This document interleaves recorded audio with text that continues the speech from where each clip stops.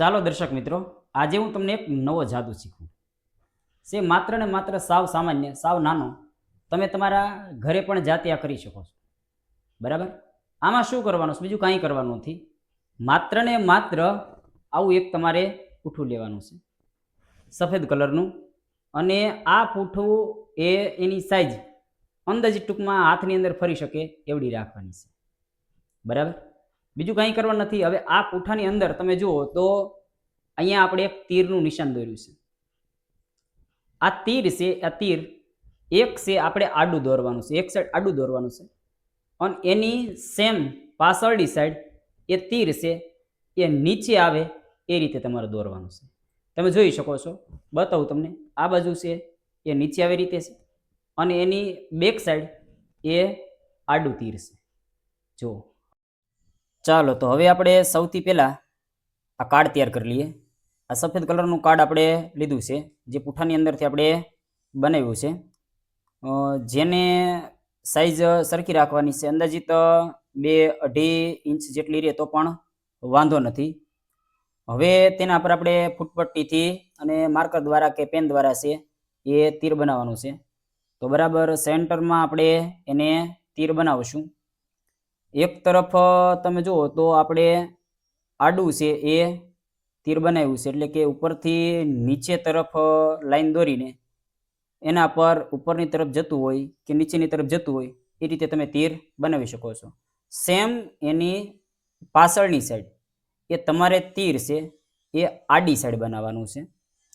તમે જુઓ એ રીતે ભાઈ. અને એની અંદર તમે લેફ્ટ અથવા તો રાઈટ કોઈ પણ સાઈડની અંદર તમે તીર છે એ દોરી શકો છો. તો આ રીતે છે આપણે એ કાર્ડ છે એની બંને સાઈડ છે એ તીર છે એ દોરી નાખવાનું છે. બીજું કશું પણ આમાં કરવાનું નથી. એટલે આ આપણું તીર છે, કાર્ડ છે એ તૈયાર થઈ ગયું. ચાલો હવે આપણે પ્રયોગ કરીએ. હવે આમાં બીજું કંઈ નથી, માત્ર ને માત્ર હાથની કરામત છે. આ તીર દોર્યા પછી માત્ર તમારે શું કરવાનું છે કે આ કોર્નર પર આ પૂઠું છે એને આપણે પકડીએ છીએ. પૂઠું પકડ્યું એટલે હવે તમને જાદુ દેખાશે. આ તીર છે, તીર તમે જોઈ શકો છો. નીચે ઉપર નીચે ઉપર એ તમને જોવા મળશે ફરતું. નીચે ઉપર તમને દેખાશે. જોઈ શકો છો. બરાબર? બસ સેમ આ જોઈએ તો હવે ફરી જો તીર છે એ માત્ર તમને નીચે દેખાશે.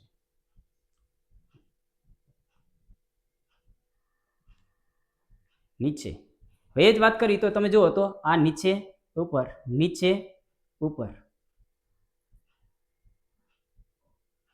આવું થાય કેમ? બીજું કાંઈ નથી આમાં, કે માત્ર ને માત્ર આ ખૂણા છે એ આપણે પકડવાના, બદલવાના છે. આ ખૂણો છે અહીંયા પકડ્યો એટલે તીર છે આપને નીચે ઉપર દેખાશે. જ્યારે એ જ ખૂણો બદલીને તમારે આ બે ખૂણા પકડો એટલે તીર તમને ઉપરની સાઈડ એ દેખાશે.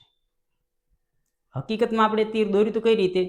તો કે એક તીર છે આપણે નીચેની તરફ દોર્યું હતું, ઉપરની તરફ દોર્યું હતું, જ્યારે બીજું તીર છે એ આપણે આડું દોર્યું હતું. બરાબર? માત્ર ખૂણા પકડીને તમે આ રીતે કરી શકો છો. આ માત્ર એક નાનકડીથી એક્ટિવિટી હતી.